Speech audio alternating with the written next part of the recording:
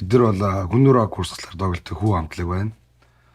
Аа манай энэ яг уран бүтээлийн санаа бол аль 8-9 жилийн өмнөөс анх гарсан. Манай хамтлагийн продюсер Ташка энэ хүү санааг аавынхаа төрсөн нутаг Ховд аймгийн Чамдан сумд явж байхдаа өвөг дээдс болон аавдаа зориулж нэг сайхан дуу хий гэсэн санаа байсан. Энэ нь бол Ховдын Чамдан бол өөрөө хөөминий төрсөн нутаг. Тийм учраас энэ хөөмитэй гайхалтай уран бүтээл хийх санааг анх олоод маш олон жилийн судалгаа, туршилт, маш олон зүйлийг хийсний дараа бид нэр 2016 онд бид нар цуглаад тэгээ хамтдаа анхны дуунуудаа хийж гисэн.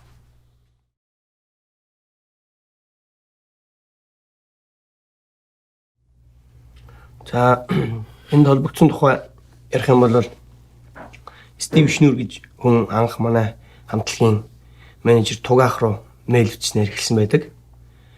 Тэгээд одоо манай уран бүтээлийг маш их сонирхож байна. Одоо энэ Star Wars-тай хамтарч ажиллах боломж байна уу гэдэг ингээд анх холбогдсон. Тэгээд Тугаах маань одоо ингээд менежерүүд хоорондоо Брэндон Тугаах тэгээд ингээд бус хүмүүс мэдгдээд ингээд тэгээд анх биднэрт одоо тэр мэдээлэл ирсэн. Одоо Star Wars төгжим маань орох болсон гэдэг мэдээлэл ирэхэд бол үнэхээр ингэж хүлээж авсан. Ангаас бүгд тийм болсон. Тэгээд үнэн гэж юу гэдэг ингээд. Тэгээ энэ уран бүтээл дээр өндөр бас маш их ажилласан байгаа.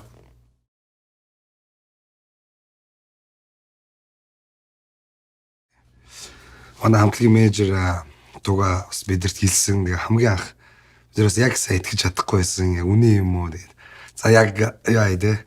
Яг дуу хийх хүртэл бол итгэж чадахгүй л яваадсан. Яг дуу хийгээл ихэлсэн чинь за энэ бол бодит зүйл болсон юм байна гэдэг. Тэгээ мөрөөдөл биелж ийн хамгийн дуртай бас үзэх дуртай кинонуудын маань нэгийн бас сэдвэр ийм уран бүтээл хийх хувь тавилан тохиолж байгаад бол маш баярлсан.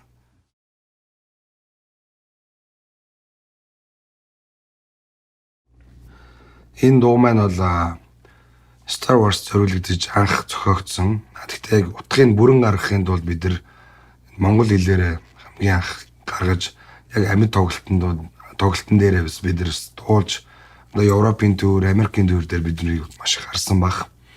Тэгээд яг энэ тоглоом маань одоо нээлттэй их төгсөн учраас энэ ажил маань улам хурдлаад бид нар одоо тэнгэрийн хөлийг төсөөлөн энэхүү хараа энэ дуугаа ингэж орчуулж зөвхөн Star Wars зориулсан тэр цор ганц хувилбарыг гаргаж ирсэн энэ одоо сугаан сцена гэдэг юм шнэ.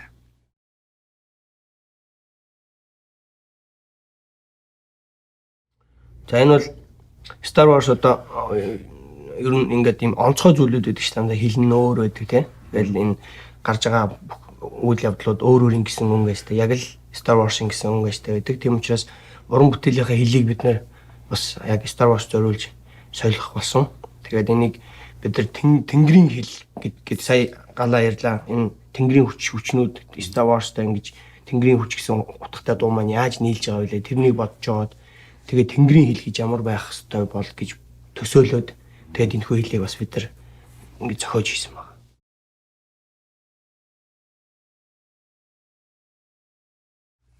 Манай хүү хамтлагт зориулагдсан энэ тусгай захиалгаар хийгдсэн хөгжмүүд байгаа.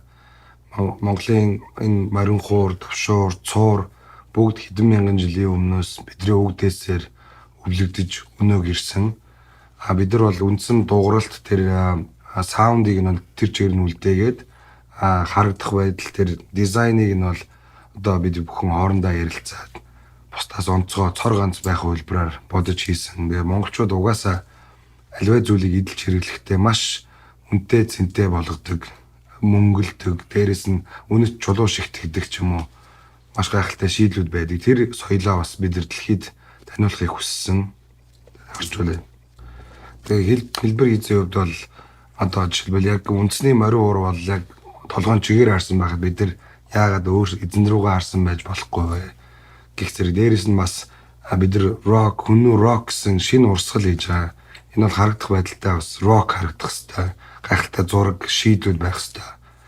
Тэгээ энэ бүгдээрээ энэ бидний хөгжим бол өнгөрсөн ба ирээдүй, өрн ба торн цаг хугацааг бүгдийг холбож байгаа учраас энэ Star Wars өөрөө гайхалтай өөр ертөнц, огтор одоо сансар гаригийн гайхалтай зүйл болохоор бид бүгдийн зүйлийг яг нэг цэг дээр бол уулзч чадсан.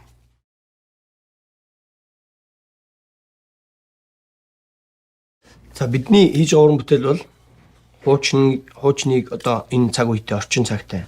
За барууныг өрнөтэй гэж юм өрнийг доронтой холсон юм уран бүтээлүүд хийдэг. Энэ маань Star Wars-ын одоо хуучин түүхээ энд ил гаргаж яад одоо эргээд өөр хаалдагдсан зүйлийг буцаагаад сэргээхийн тулд явж байгаатай адилхан энэ хоёрын утга маань бас нийлж өгч байгаа. Дээрээс нь бид бүхний дуулалтын арга барил, хөгжмийн дууралт, морин хуураар энэ бүхнийг энэ тэнгэрийн хүчийг илэрхийлж байгаа байдал бол Монгол хөгжим болоод Монгол хөөмийгөөр илэрхийлэхэд маш төгс нийцсэн. Тэм учраас энэ хар ангын хүчийг одоо энэ хөгжмөөрөө маш сайн илэрхийлж чадсан учраас энэ Star Wars-ын энэ утга санаатай маш сайхан дүүж өгч байгаа гэж бодож байна.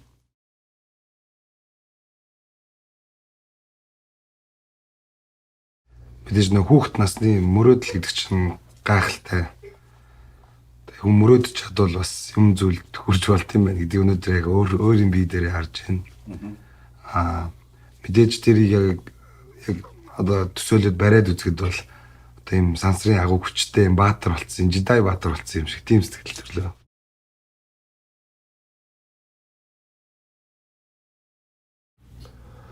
Чиний өөрөө ч өний ч өнгө штэ.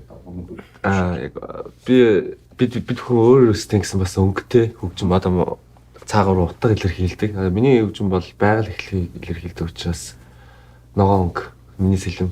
Миний мориор бол аянга мориор.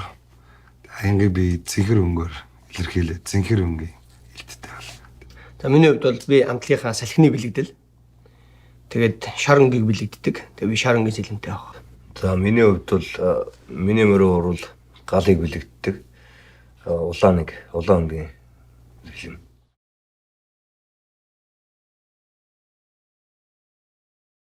Where this originally came from was our narrative director, Aaron, wanted some music for Cal's headphones that you see at the beginning of the game. Stephen Barton came to me with something interesting which he can explain. I think one of the things I'll be most proud of from Star Wars will be able to, in a few years' time when my daughter's old enough to play it, tell her that her mum found this amazing band. Yeah. She sent me this link saying there's this really cool song. It's something really different. I've never heard anything quite like this. And I listened to it and pretty much ran down the hall and said to Nick, like, you've got to hear this song. You've got to hear this track. And I think pretty much right away we were like, that's it.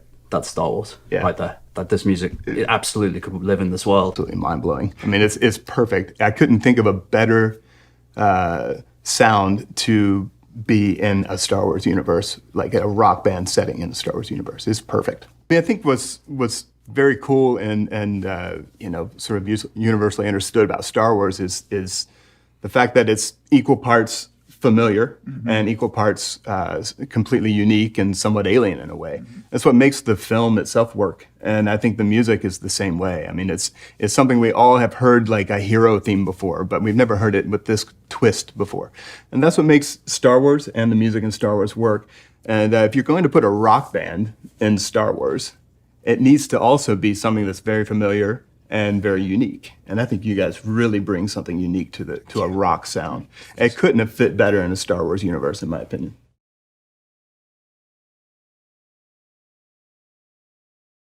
Yeah, we commissioned the song, and we didn't give the band much of a brief. We kind of just gave them some really basic and a really basic outline, and then got them to go away and do their own thing.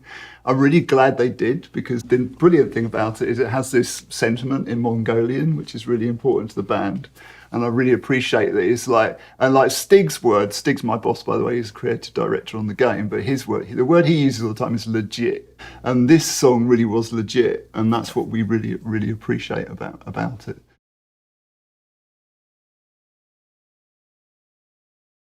The opening shot of the game that everybody knows with the Star Destroyer flying over, right. Where the music lives now. We hit play. Yeah. And I turned around and all three of the people from Lucasfilm were boom, just and I'm like, I think this might work. We got a hit. We got to the end of it and turned around and sort of said, "So, what do you think?" And their first reaction was badass. Yeah, That's that the was first the word word that that was- came out of their Yeah. mouths. The notes we got back at that point were the lyrics need to be more in the Star Wars universe. We went back to the band and we asked them if they could write their own Star Wars language, which has this consistency to it as well, but it's still very much in the Star Wars universe. Which is a very strange request of like when someone's writing a song to say, "Hey, we'd like you to write it in something that doesn't even exist makes no sense, lyrically," because lyrics are so important to us, to anyone writing a song. But it was fun for us. I mean, I think what makes it work is because it was originally written as a song that was.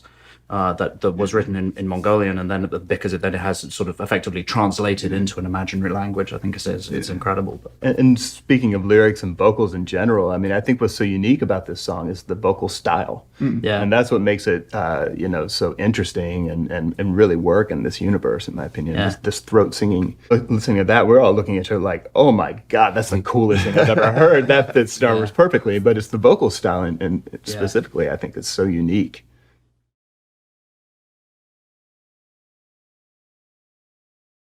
One of the biggest pleasures about working with a band is that then once you're finished, you get to see them play live. Yeah. Because that's not really part of our world. As with scoring, we record it and we're done. Yeah.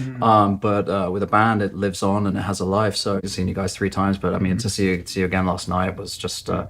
It's just an amazing thing, and then amazing also then to hear a crowd respond. To Yeah, the song that was the played thing that I live. took away. It was like, now here we are watching it come to life in front of an audience, and the audience is just rocking out. It's like, this is so cool, you know? Бид нар анхны Хойд Америкийн түүрээ маш гайхалтай дуусглаа. Нийт 60 гаруй тоглолт. Одоо ихэнх хувь нь бас билетэн зарагд дууссан байсан. Америкийн үзэгчдэл бид нарыг маш гайхалтай хүлээж авсан. Тэгээд Лос Анжелес мэдээж энэ урлаг соёлын бас гайхалтай газар, Холливуд, энэ бүх зүйл энэ бас байдаг. Биднээс хамтарч ажиллаж байгаа хүмүүсээс энд байсан. Тэгээд маш гайхалтай бүх одоо хүмүүс бид цугласан, бидний хамгийн дотны хүмүүс хамтдаа энэ зүйлийг бүтээж байгаа хүмүүс бүгд цугласан байсан учраас маш онцгой өдөр болсон. Энэ бол хязгаарч мартагдчихгүй гайхалтай өдөр байсан. Мэдээж амар гоё зааланд, амар гоё дөргөө үзэгчтэй. Тэгээд хамтарсан бас 2 урамтлаа шүү дээ. Хамтдаа бас туулсан.